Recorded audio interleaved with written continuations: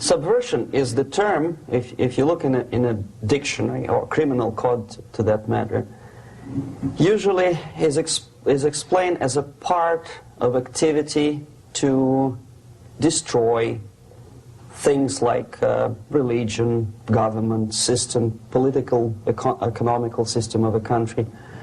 And usually it's linked to espionage and such romantic things as blowing up bridges, sidetracking trains, cloak and dagger activity in Hollywood style.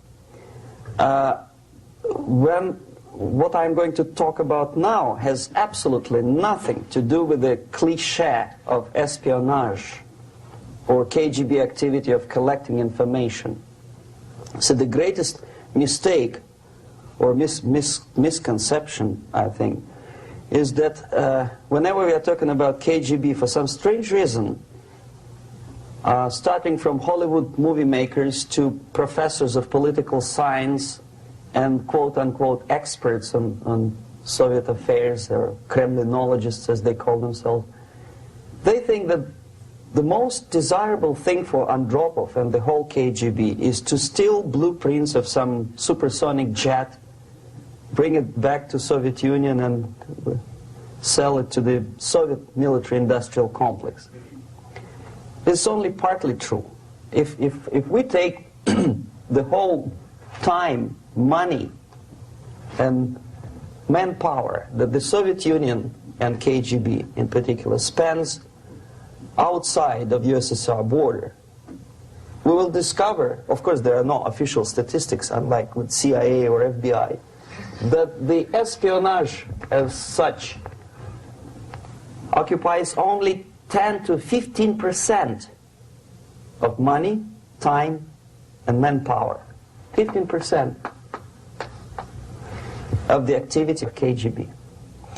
The rest, 85%, is always subversion. And unlike a dictionary of English, Oxford Dictionary, subversion in Soviet terminology means always a destructive, aggressive activity aimed to destroy the country, nation, or geographical area of your enemy. So there's no romantics in there, absolutely. No blowing up bridges, no microfilms in Coca-Cola cans, nothing of that sort. No James Bond nonsense. It's most of this activity is overt, legitimate, and easily observable if you give yourself time and trouble to observe it. But according to the law and law enforcement systems of the Western civilization, it's not a crime. Exactly because of misconception, manipulation of terms. We think that subverter is a person who is going to blow up our beautiful bridges. No. Subverter is a student who comes for exchange, a diplomat, an actor, an artist, a journalist like myself was 10 years ago. Now, subversion is an activity which is a two-way traffic. You cannot subvert an enemy which doesn't want to be subverted. If you know history of Japan, for example, before 20th century, Japan was a closed society.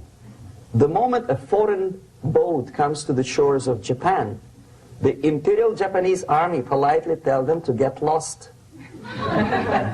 And if American salesman comes to the shore of Japan, let's say 60 or 70 years from now back, and says, oh, I have a very beautiful vacuum cleaner for you, with the good financing, he says, please leave us, we don't need your vacuum cleaner. If they don't leave, they shoot them to preserve their culture, ideology, traditions, values intact. You were not able to subvert Japan. You cannot subvert Soviet Union because the borders are closed. The media is censored by the government. The population is controlled by the KGB and internal police. With all the beautiful glossy pictures of Time magazine and Magazine America, which is published by the American embassy in Moscow, you cannot subvert Soviet citizens because the magazine never reaches Soviet citizens. It's collected from the newsstands and thrown to garbage can. Subversion can be only successful when the initiator, the actor, the agent of subversion has a responsive target. It's a two-way traffic. United States is a receptive target of subversion. There is no response similar to that one from United States to the Soviet Union. It stops halfway somewhere. It never reaches here. The theory of subversion goes all the way back 2,500 years ago. The first human being who formulated the tactics of subversion was a Chinese philosopher by the name of Sun Tzu.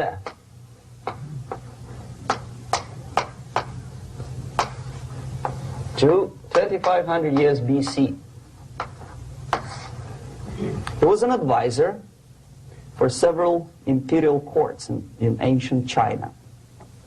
And he said, after long meditation, that to implement state policy in a warlike manner, it's the most counterproductive, barbaric, and inefficient to fight on a battlefield.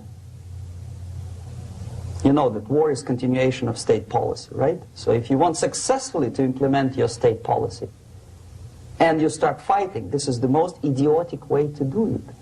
The highest art of warfare is not to fight at all,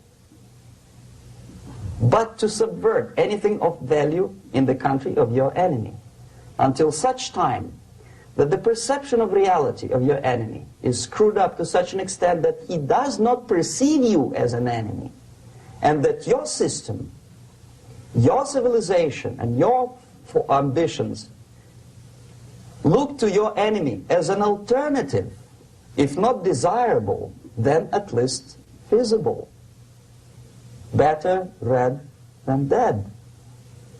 That's the ultimate purpose, the final stage of subversion, after which you can simply take your enemy without a single shot being fired, if the subversion is successful. This is basically what subversion is. As you see, not a single mentioning of blowing up bridges. Of course, Sun Tzu didn't know about blowing up bridges. Maybe there were not that many bridges at that time. But the basics of subversion is being taught to every student of KGB school in USSR and to officers of military academies. I'm not sure if the same author is included in the list of reading for American officers, to say nothing about ordinary students of political science. I had difficulty to find the translation of Sun Tzu in the library of a university in Toronto and later on here in Los Angeles. But it's a book which is not available. It is forced to every student in USSR. Every student who is taught to be dealing further in his future career with foreigners. What subversion is? Basically, it consists of 4 periods, time-wise. If we start from here and go this way, time, right? This is the beginning point. The first stage of subversion is the process which is called, basically, demoralization. It says for itself what it is.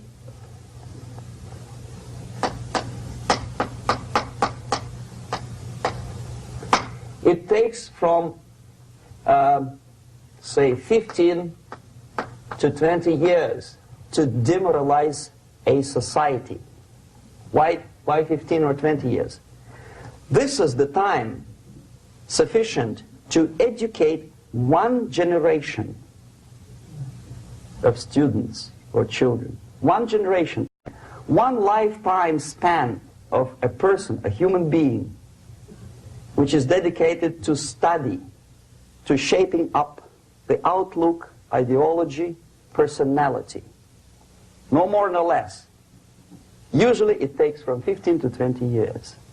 What it includes? It includes influencing, or by various methods, infiltration, propaganda methods, direct contacts, doesn't really matter. I will describe them later.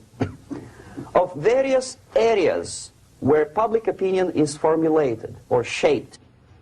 Religion, educational system, social life, administration, law enforcement system, military, of course, and labor and employer relations, economy. Okay? 5 areas. I will not write them down because we will not have enough space. Sometimes when I describe all the methods, students ask me question, are you sure this is the result of the Soviet influence? Not necessarily. You see, the tactic of subversion, about which I'm talking, is similar to the martial art, the Japanese martial art. If some of you are familiar with that tactic, probably you will remember that if an enemy is bigger and heavier than yourself, it would be very painful to resist his direct strike. If a heavier person wants to strike me in the face, it would be very naive and counterproductive to stop his blow. The Chinese and Japanese judo art tells us what to do. First to avoid the strike, then to grab the fist and continue his movement in the direction where it was before, right? Until the enemy crashes in the wall. You see? So, what happens here? The target country obviously does something wrong. If it's a free democratic society, there are many different movements within the society. There are obviously, in every society, there are people who are against this society. They may be simple criminals, ideologically in disagreement with the state policy, conscientious enemies, simply psychotic personalities who are against anything. Right?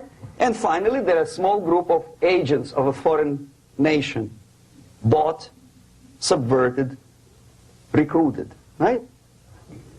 The moment all these movements will be directed in one direction, right? This is the time to catch that movement and to continue it until the movement forces the whole society into collapse, into crisis, right? So that's exactly the martial art tactic. We don't stop an enemy. We let him go. We help him to go in the direction we want them to go. Okay? So, on the stage of demoralization, obviously there are tendencies in each society, in each country, which are going to opposite direction from the basic moral values and principles. To take advantage of these movements, to capitalize on them, is the main purpose of the originator of subversion. So we have religion, we have education, we have social life, we have power structure, we have labor relations, unions, and finally we have law and order. 1, 2, 3, 4, 5, 6. Okay? These are the areas of application of subversion. What it means exactly? In case of religion, destroy it, ridicule it, replace it with various sects, cults, which bring people's attention, faith, whether it is naive, primitive, doesn't really matter. As long as the basically accepted religious dogma is being slowly eroded and taken away from the supreme purpose of religion, to keep people in touch with the supreme being, that serves the purpose. Therefore, replace it, accepted, respected religious organizations with fake organizations. Distract people's attention from the real faith and attract them to various different faiths. Education. Distract them from learning something which is constructive, pragmatic, efficient. Instead of mathematics, physics, foreign languages, chemistry, teach them history of urban warfare, natural food, home economy, your sexuality, anything, as long as it takes you away, okay, Social life. Replace traditionally established institutions and organizations with fake organizations. Take away the initiative from people. Take away the responsibility from naturally established links between individuals, group of individuals, and society at large, and replace them with artificially, bureaucratically controlled bodies. Instead of social life and friendship between neighbors, establish social workers institutions. People who are on payroll of whom? Society? No. Bureaucracy. The main concern of social workers is not your family, not you, not social relations between groups of people. The main concern is to get the paycheck from the government.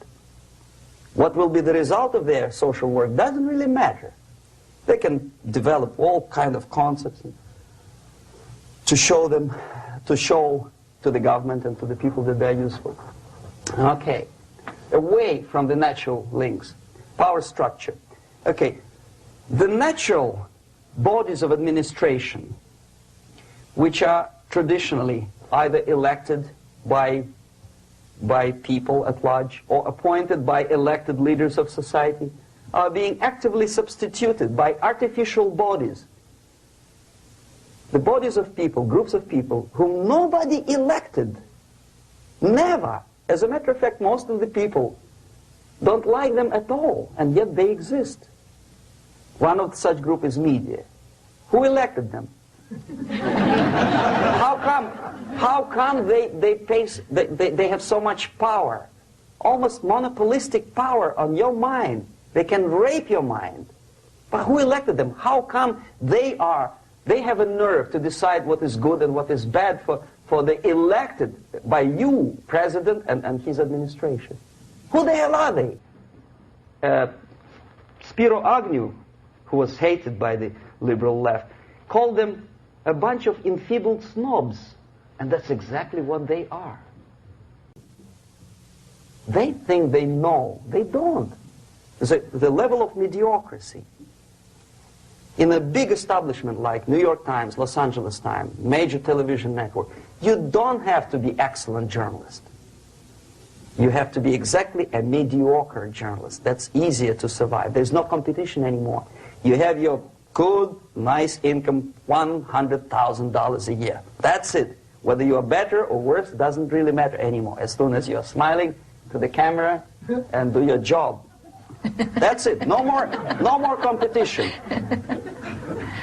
Power structure slowly is eroded by the bodies and groups of people who do not have neither qualification nor the will of people to keep them in power, and yet they do have power.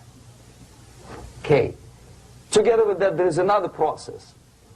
Law enforcement, law and order organization and structure is being eroded. For the last 20, 25 years, if you see old movies and new movies, you can see that in new movies, a policeman, an officer of the United States Army looks dumb, angry, psychotic, paranoid. A criminal looks nice, kind of, well, he smokes hash and shoots the whatever drug, but basically he's a nice human being. He's creative. And he's unproductive only because society oppresses him. Whereby a general of Pentagon is always, by definition, a war maniac. A policeman is a pig, rude policeman. He abuses his power. You know? A generalization like that. The hatred, the mistrust to the people who are supposed to protect you and enforce law and order. Moral relativity. The Angelo Buono process lasted 2 years in Los Angeles. Relativity. The Angelo Buono process lasted 2 years in Los Angeles. And yet there are still some lawyers who say, look, he's a nice character, as a matter of fact. There was some witness who said, also a criminal, who said, well, he's a nice guy. I asked him one day to burn a house of my enemy, and he wouldn't do it. He's a nice fellow. Erosion. A slow substitution of basic moral principles, whereby a criminal is not a criminal, actually. He's a defendant. Even if his guilt is proven, there is still a doubt to kill or not to kill, to be or not to be. Thou shalt not kill, yes, but this line may not necessarily be applicable to a murderer. Thou shalt not murder, that should be the presumption, not that thou shalt not kill. Okay, labor relations. At this stage, within 15 to 20 years, we destroy the traditionally established links of bargaining between employer and employee. The classical Marxist-Leninist theory of natural exchange of goods. A person A has 5 sacks of grain and person B has 5 pairs of shoes. And the natural exchange without money is when they bargain between each other. And only with the introduction of the third force, C, an entirely third foreign stranger who says, no, don't give him 5 sacks of grain, give it to me, and you give me your 5 pairs of shoes, and I will distribute it accordingly, so that the economy will go. This is the death of natural exchange, death of natural bargaining. Well, trade unions were established 100 years ago. The objective was to improve working conditions and to protect the rights of workers from those employers who were abusing their right because they had more money. Objectively, at that time, initially, the trade union movement did work. What we see now is that the bargaining process is no longer resulting in the compromise, which is leading objectively to betterment of working conditions and increase of salary. What we see is that after each prolonged strike, the workers lose. Even if they have 10% increase of their salaries, they cannot catch up due to inflation and due to missed time. More than that, millions of people suffer from that strike because economy now is interdependent. It's intertwined like one body. If previously steel workers, say 100 years ago, could strike and nobody would suffer, now it's impossible anymore. If a garbage collector strikes today, the rest of the multi-million city is stinking. I mean, there's no more service. In Quebec, for example, we had the electricians who were on strike in the middle of winter. You can freeze your bottom, and they still were on strike. Did they catch up with the salary? No, they lost. Who benefited? The leaders of trade unions. What is the motivation for strike? Improving of workers' condition? No, obviously it's not. Then what is it? Ideology. To prove to these capitalists. And the obedient horde of workers, like sheep, follow these people. And they cannot disobey. Why? Because if they do, you know what happens to them. Pickets, murders, shooting truck drivers by picketers. In Montreal, for example, I saw with my own eyes when I was correspondent of CBC, International, Canadian Broadcasting Corporation, when the workers of aircraft factory destroyed computers and the equipment in the factory. And the administration employed strike breakers. Their cars were turned upside down and burned. Their houses were burned. Their kids were intimidated. And some victims were there. Of that you can be sure. Why? To improve conditions of workers? No. Ideology. Okay, so this is what happens basically. It may or may not happen without the help of the Soviet Union. But the natural tendencies are being greatly taken advantage of and capitalized by the Soviet propaganda systems. How? Whenever trade union strikes, we have influx of propaganda, mass media, ideological dissemination. The workers' right, and we repeat it like parrots. Yes, workers' right. Whose rights? Workers? No. The only freedom of worker to sell his labor according to his own desire and will is taken away from him. By whom? By trade union boss. Unlimited power is given. Responsibility. I want to sell my labor not for $2.50 an hour, but for $2. I don't have right. My freedom is denied to me. I know that if I sell my work for $2 an hour, not for $3 an hour, I will compete better with the other guy who is lazy and more greedy. I don't need $3. I need only $2. No, I was made to believe by media, by business, by advertising agencies that I need more and more and more. Have you ever heard any advertising on TV to consume less? No. No way. Whether you need a six-cylinder car or not, you have to buy it. And hurry up. When I was driving here, on the local radio station, an excited announcer said, "You hurry up, rush and save, save, save. There is a pantyhose sale." Save by buying more. See? Of course. It would be too naive to expect that KGB makes that advertising agency to do such a crazy commercial. No, of course not. But what we did when I was working for Novosti Press, we would snow plow editorial offices, student organizations, religious groups with literature of class struggle. If not directly Marxism-Leninism propaganda, then a propaganda of legitimate aspirations of working class, betterment of life, equality. Equality, mind you. President Kennedy once said, we will make America to believe that people are born equal. Are people born equal? Is there any mentioning in the Bible or any other holy scripture in any religion, if you don't believe me, go to the library and check it. There is not a single word about equality. Just the opposite. By your deeds, God will judge you. What you do is important. The merit of your personality. You cannot legislate equality. If you want to be equal, you have to be equal. You have to deserve it. And yet we build our society on the principle of equality. We say people are equal. We know it is false. It's a lie. Some people are tall and stupid. Others are short, bold, and clever.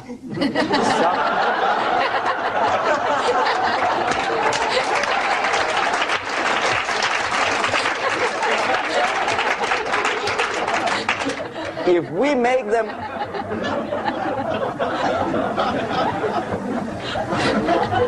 make them equal by force,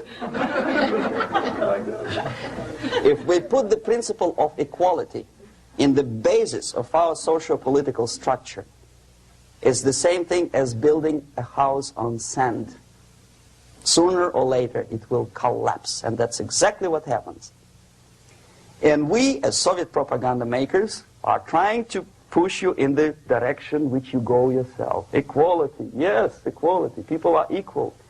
Land of equal opportunities. Is it true or not?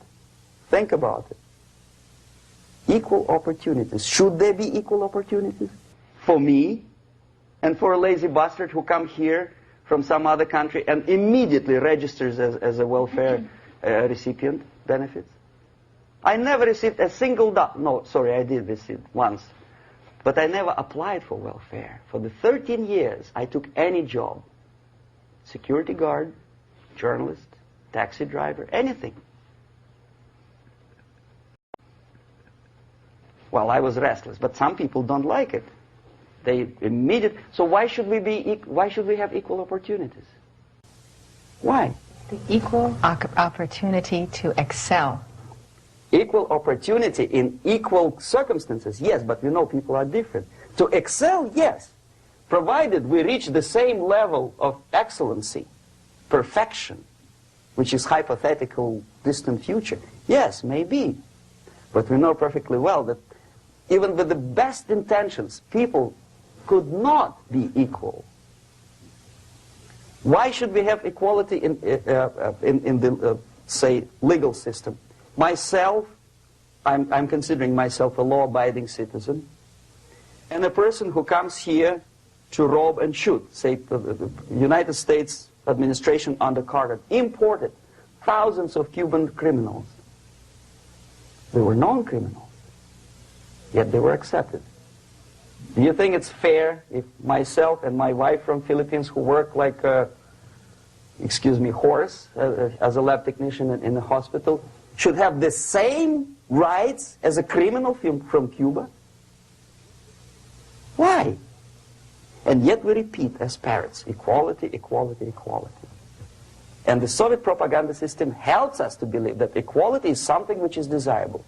Democracy, as it was established by fathers of this country, of this system in the last century, is not equality. It's the system where different people, unequal people, have a chance to survive and help each other in constant competition, in constant perfection, not in equality, which is superimposed from a godfather or a nice person in Washington, D.C. And the absolute equality exists in Soviet Union, quote-unquote equality. Everybody is equal in dirt, except some people are more equal than the others in Politburo. So, the moment you bring a country to the point of almost total demoralization, when nothing works anymore, when you are not sure whether it is right or wrong, good and bad, but there's no division between evil and good, when even the leaders of church sometimes say, well, violence for the sake of justice, especially social justice, is justified in the countries like Nicaragua, El Salvador, well, maybe Rhodesia, and we listen to them and say, yeah, probably it's true. Is it true? No, it is not true. Violence is not justified, especially for the sake of quote-unquote social justice introduced by Marxist-Leninists, that is my former colleagues from Novosti Press Agency. Okay, so we reached that point. The next step is destabilization.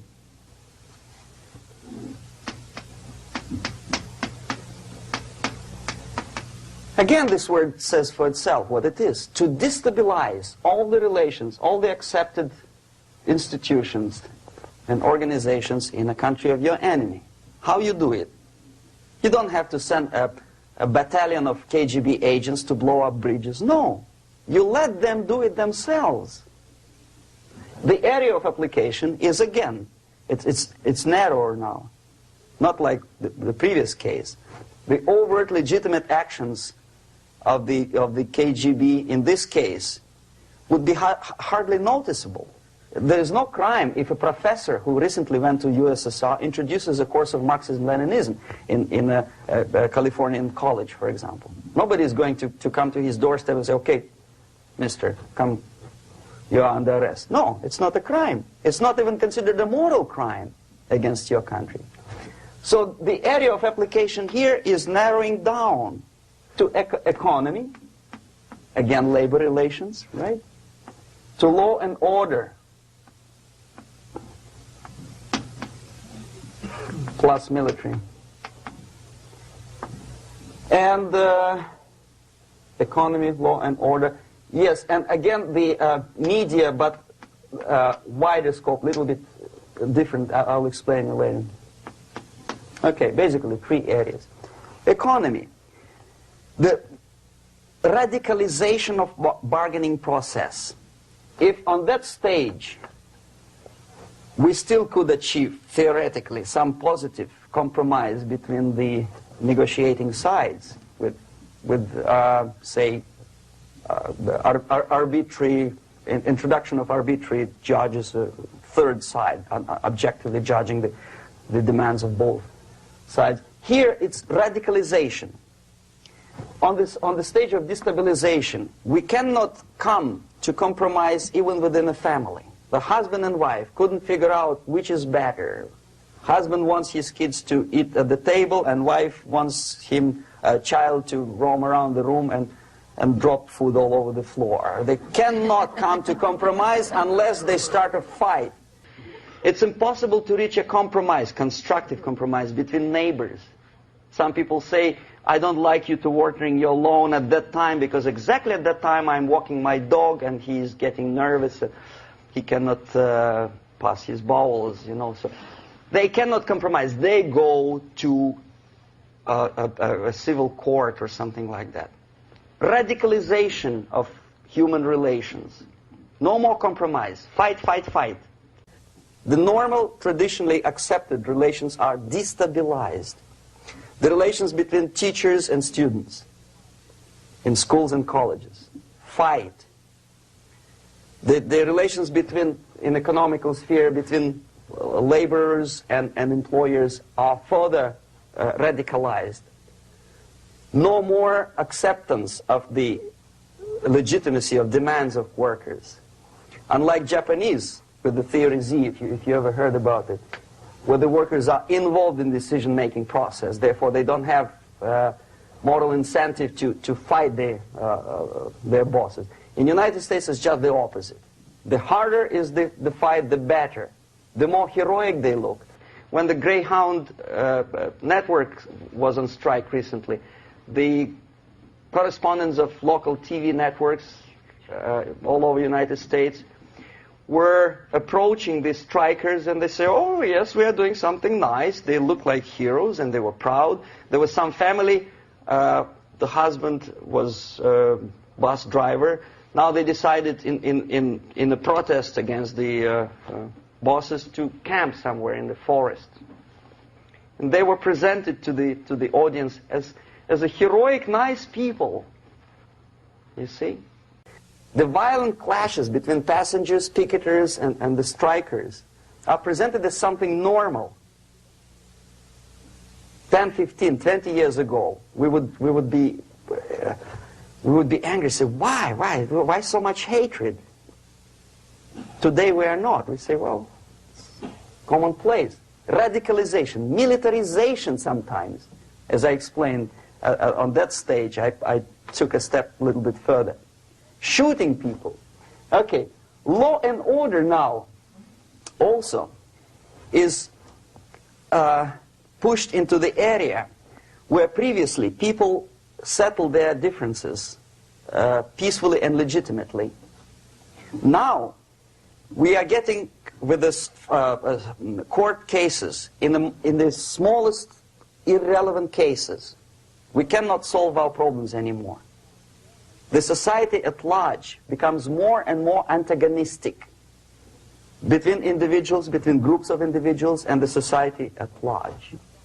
The media puts himself in the opposition to the society in general, at large. Separate, alienated. Okay?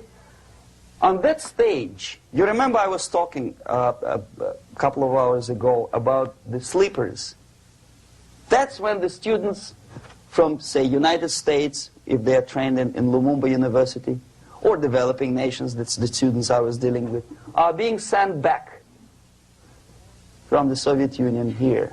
Or if they were already in the United States, in the country which is the object of subversion, they spring to action. The sleepers go up. They slept for 15 to 20 years.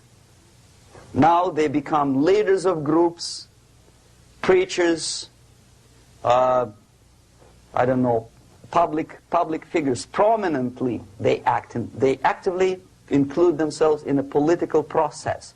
All of a sudden we see a homosexual. 15 years ago he did his dirty job and nobody cared. Now he makes it a political issue. A political issue. He demands recognition, respect, human rights, and he rallies a large group of people. And there are violent clashes between him and police, his group and ordinary people, no matter what. It's black against white, yellows against green, doesn't matter where the division line goes. As long as this group come into antagonistic clash, sometimes militantly, sometimes with firearms, that is destabilization process. The sleepers, many of whom are simply KGB agents, become leaders of the process of destabilization. Doesn't mean that Comrade Andropov sends Comrade Ivanov to the United States. The person who takes care is already here. He is a respected citizen of the United States. Sometimes he gets money from various foundations for his legitimate struggle for, I don't know, human rights, women's rights, kid lib, prison lib, whatever. There are sympathetic Americans who donate their money to him. This stabilization process usually leads directly to the process of crisis. In case of developing nations, that's the area where I was active. The process starts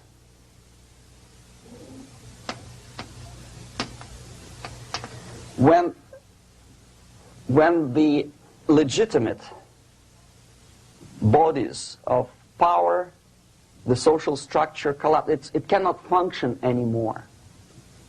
So instead, we have artificial body injected into society, such as non-elected committees. You remember I was talking about them here. Social workers who are not elected by people, media who are self-appointed rulers of your opinion, some strange groups which claim that they know how to lead society forward. They don't usually. All they care is how to collect donations and sell their own concocted ideology, mixture of religion and ideology. Here, we have all this artificial body claiming power. If the power is denied to them, they take it by force. In case of Iran, for example, all of a sudden we have revolutionary committees. What kind of revolution? There was no revolution yet, and yet they had the committees. They were taking power of judgment. They had the power of execution, they had the power of legislation, and that they had the power of judicial. All of them combined in one person, who is half-baked intellectual, sometimes graduated from Harvard University or Berkeley. He comes back to his country and he thinks that he knows the answer to all the social, economical problems. Okay? Crisis is when society cannot function anymore productively. It collapses, obviously. That's the word for crisis. So therefore, the population at large is looking for a savior. The religious groups are expecting a messiah to come. The workers say, we have family to feed. Let's have a strong government, maybe socialist government, centralized, when somebody put the employers on their place and let us work. We are sick and tired of going to strike and missing overtime and all that stuff. We need some strong man, strong government, a leader, a savior is needed. Population is sick and tired already. And here we are. We have a savior. Either a foreign nation comes in, or the local group of leftists, Marxists, no matter what they call themselves, Sandinista, a reverend or some sort, Bishop Muzureva, like in Zimbabwe, doesn't matter. A savior comes and says, I will lead you. So we have two alternatives here. Civil war and invasion. Okay? See how it goes? Civil war, we know what it is. Lebanon is the best example. The civil war, which was artificially implanted in Lebanon by injection of force of PLO, Palestinian Liberation Organization. Invasion we have in many other countries like Afghanistan, name any East European country, it was invaded by the Soviet army. But the result is the same. The next stage is normalization. Normalization is a very ironic word, of course. It is borrowed from 1968 situation in Czechoslovakia, when the Soviet propaganda and after them New York Times declared the country is normalized. The tanks moved into Prague, so there's no more Prague Spring, there's no more violence. Normalization. At that stage, the self-appointed rulers of the society don't need any revolution anymore. They don't need any radicalism anymore. So this is the reverse from destabilization. Basically, it is stabilizing the country by force. So all the sleepers and activists and social workers and liberals and homosexuals and professors and Marxists and Leninists are being eliminated physically sometimes. They've done their job already. Okay? They are not needed anymore. The new rulers need stability to exploit the nation, to exploit the country, to take advantages of the victory. Okay? So no more revolutionaries, please. And that's exactly what happens in a number of countries. You remember Bangladesh? This is the crisis in which I was instrumental. First they had Mujibur Rahman. In 1971 he was the leader of People's Party, Awami League, with mustache like Stalin. He was in Russia many times. In 5 years he was shot by his former colleagues, Marxists. He fulfilled his function. In Afghanistan it happened 3 times. First there was Taraki, then there was Amin, now there's Babrak Karmal. They killed each other successively, one after another. The moment he fulfills his duty, the first one demoralized country, the second destabilized, the third one brought it to crisis. Goodbye, comrades. Babrak Karmal comes from Moscow and put into the seat of power. Same thing happened in Grenada recently. Maurice Bishop, Marxist, was killed by Austin, what's his name, General something, who was also a Marxist. Right? So no more revolutions, please. Normalization now. From now on, no more strikes, no more homosexuals, no more women lib, no more kid lib, no more lib, period. A good, solid, democratic, proletarian freedom. That's it. Now, to reverse this process takes enormous effort. When today, United States had to invade Grenada to reverse the process of subversion. Some people say, boy, this is not good, it's not kosher to invade the beautiful country, island of Grenada. Well, why didn't you stop the process here, when Grenada was just approached by leftists? Why not to prevent Maurice Bishop to come in power in the first place? Did Grenadians want him? Very questionable. They didn't know who was Maurice Bishop in the first place. He came to power by coup d'etat himself. Okay? No, we let the situation develop further and further and further until the crisis and normalization very soon. And then the United States decided to invade country, discovering that the country was absolutely a military base for the Soviet Union. Of course it's a drastic measure. Of course it's a pity that Marine Corps had to lose, what, 17 lives. Very bad. Why not to stop the process before it comes to crisis? Oh no, intellectuals will not let you. It's interference into domestic affairs. They're very careful not to let American administration to interfere in domestic affairs of Latin American countries. They don't mind Soviet Union interfere in these affairs.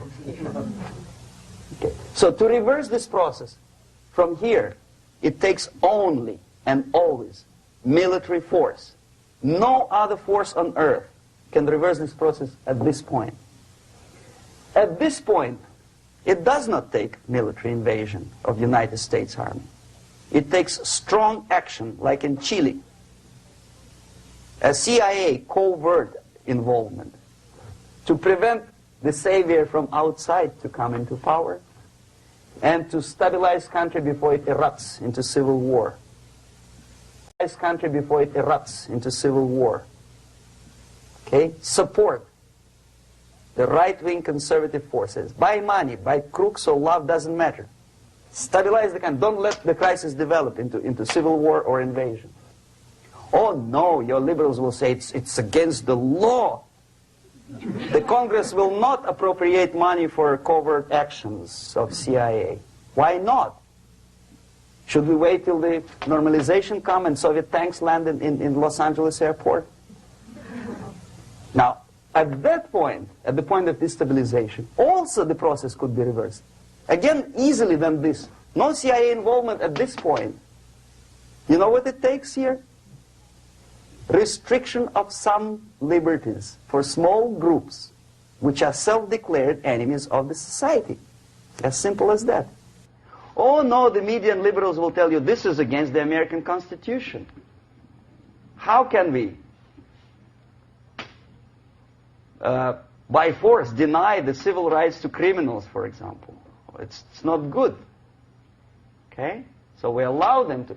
Okay, if you allow the criminals to have civil rights, go on and bring the country to the crisis. This is a bloodless way to do. Curb the rights. I mean, not to put them in prison. No, I'm not talking about putting all the gays from San Francisco in the concentration camp. Do not allow them to take political force. Do not elect them to the seats of power, whether it is municipality level, state level, or federal level. It has to be beaten in the heads of American voters that a person like that in the seats of power is an enemy.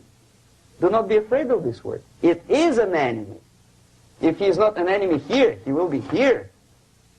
Later on, he will be shot, of course. But at this point, he is an enemy. Okay? You are doing great service by denying him a right to capitalize on his own crazy ideas and become a powerful man, a man who uses the seat of power. Restriction of certain freedoms and permissiveness at that point would prevent sliding into crisis and probably will return the process of destabilization.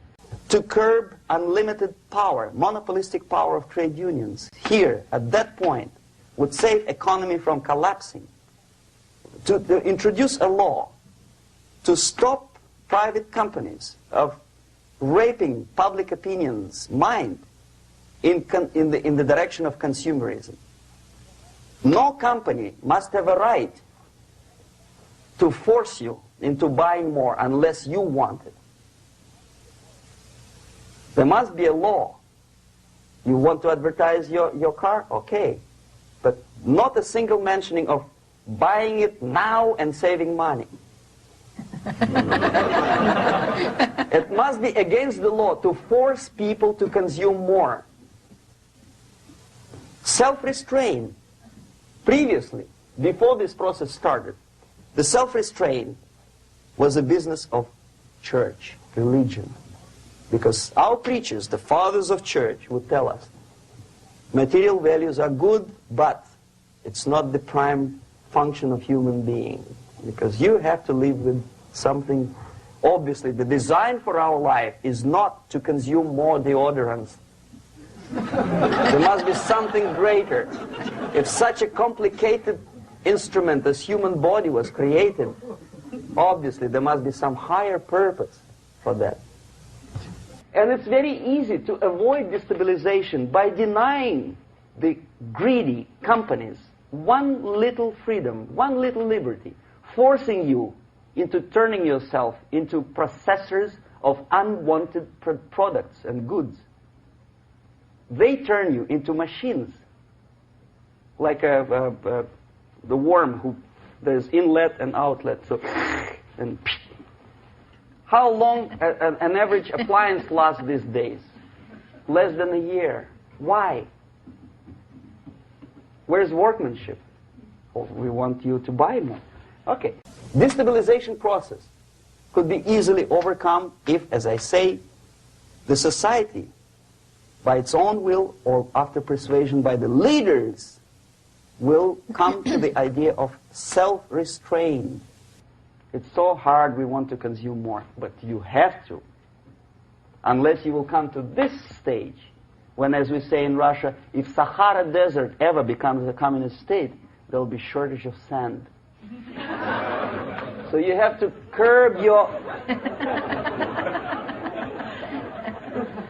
You have to curb your expectations at this point before it's too late. But no, we don't want to do it. Demoralization process. Again, it's the easiest thing to reverse. First of all, by restricting import of propaganda. The easiest thing to do.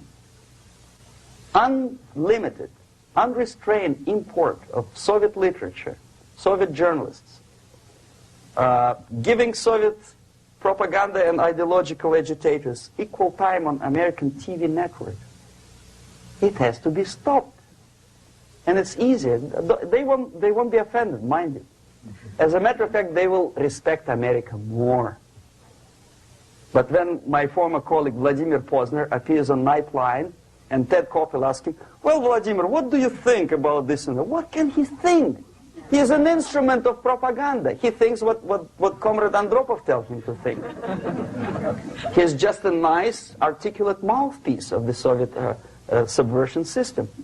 And Ted Koppel makes you believe that my friend Vladimir Posner thinks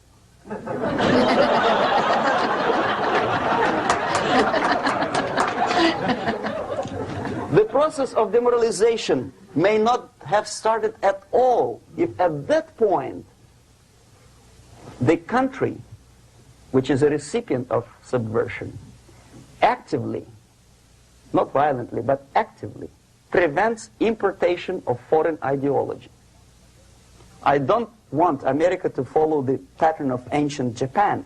You don't have to shoot every foreigner when it approaches the sacred borders of the United States. But when he offers you a junk in the disguise of very shiny something, you have to tell him, no, we have our own junk.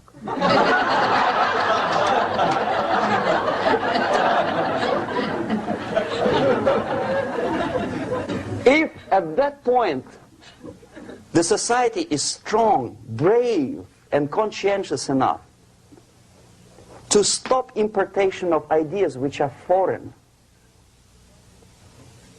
then the whole chain of events could be prevented. Recently I've been to Philippines, and I was shocked how in big cities like Manila, children listen to deafening music.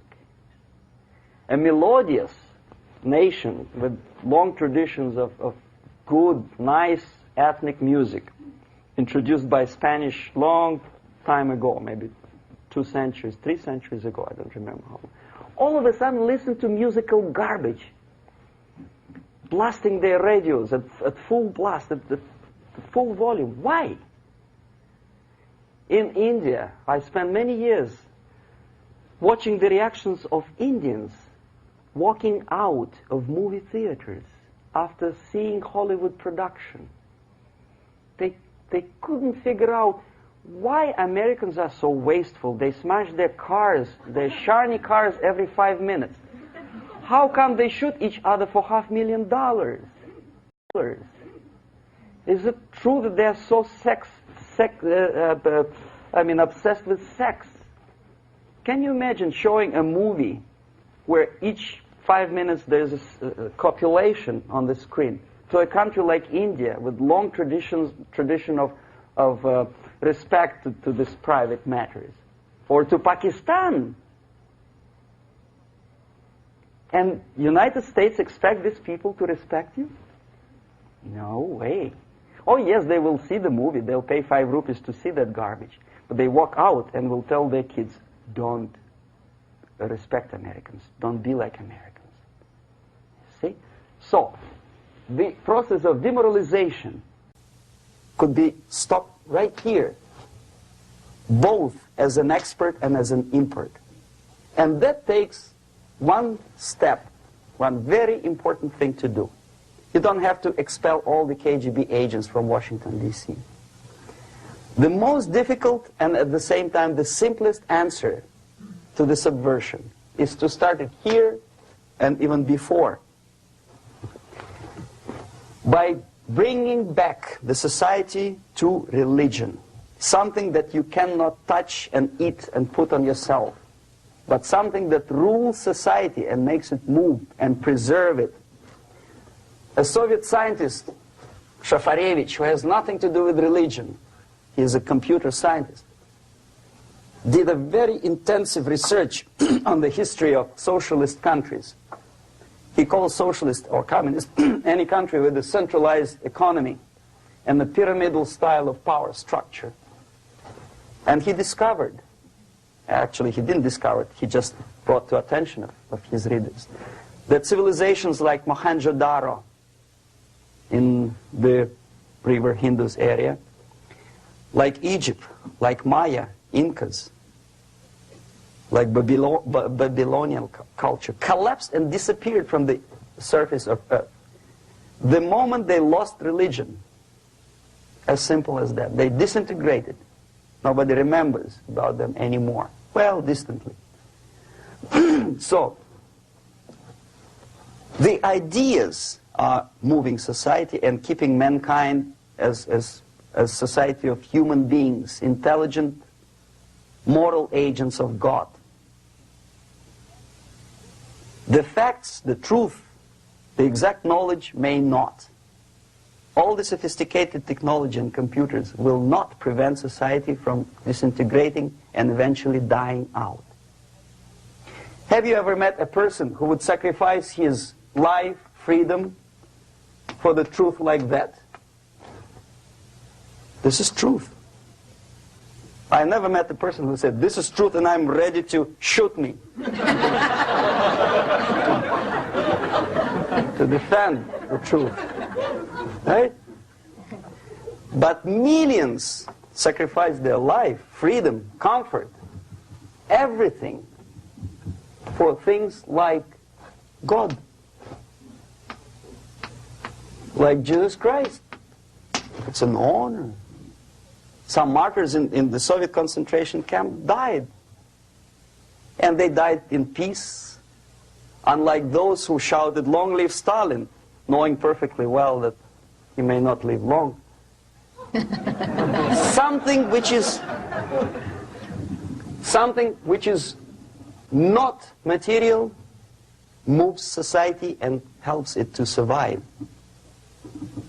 And the other way around. The moment we turn into 2 by 2 is 4 and make it a guiding principle of our life, our existence, we die. Even though this is true, and this we cannot prove. We only can feel and have faith in it. So the answer to ideological subversion, strangely enough, is very simple. You don't have to shoot people, you don't have to aim missiles and Pershings and cruise missiles at Andropov's headquarters. You simply have to have faith and prevent subversion. In other words, not to be a victim of subversion. Don't try to be a person who in judo is trying to smash your enemy and being caught by your hand. Don't strike like that. Strike with the power of spirit and moral superiority. If you don't have that power, it's high time to develop it. And that's the only answer. That's it. Thank you.